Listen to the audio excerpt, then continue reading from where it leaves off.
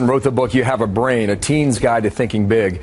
He's also Professor Emeritus of Pediatric Neurosurgery at Johns Hopkins University, with us back here at America's Newsroom. And Doctor, good morning and welcome back here. Good morning. Good to be with you. What do you think about what Secretary Panetta just laid out there?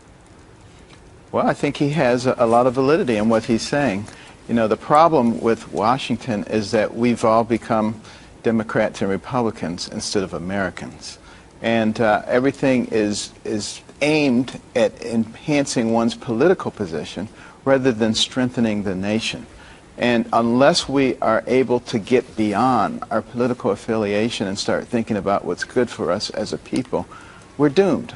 A house divided against itself cannot stand. It never has stood, and it never will stand. Who leads out of that maze, then? Well, the president is the person who is supposed to be the leader. You know, the definition of a good leader is someone who can take people who have different agendas and pull them together and move them in the same direction to accomplish a goal. We have exactly the opposite of that going on right now. It's not too late. You know, if the president wants to have a good legacy, this would be a good time to start it. And let's start looking for ways that we can do things that strengthen America and not place everything into a partisan arena to cause people to fight each other. Well, you know, Panetta also said the presidents learn from their mistakes, and certainly you would think that, you know, given the experience, especially when he was referring to ISIS in terms of Secretary Panetta. What has the president learned, do you think? It's not clear to me that he's learned much of anything. I mean, hopefully he's learned that we're not dealing with a JV organization. They're extremely sophisticated, and they have tentacles that are growing throughout the world. They're still in their adolescent stage, and this is the time when we can crush them. But if we allow them to mature into a full-grown tree with deep roots and thick branches, it's going to be almost impossible. We need to do it now. Winston Churchill said, fight your enemy while you can beat them, because if you delay the fight, you will eventually be fighting them for your life. We need to understand that. Just last week, the president said his job when it comes to this terrorism is like a mayor fighting crime in a big American city. And what he said was, if the mayor's successful, then he'll take the crime out.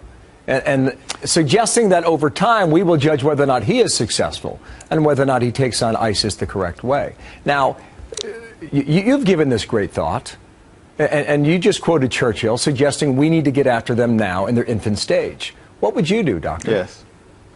Well, I would use every resource available. Military, banking, sanctions, you name it. And I would not hesitate to put boots on the ground.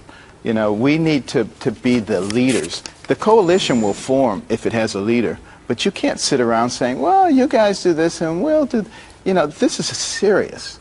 And so I would commit everything to eliminating them right now. And we also have to make sure that our military, which is extremely talented with very good leadership, is not put in a compromised position where we're trying to micromanage them. We have people trying to manage the military who know nothing about the military, know nothing about military strategy.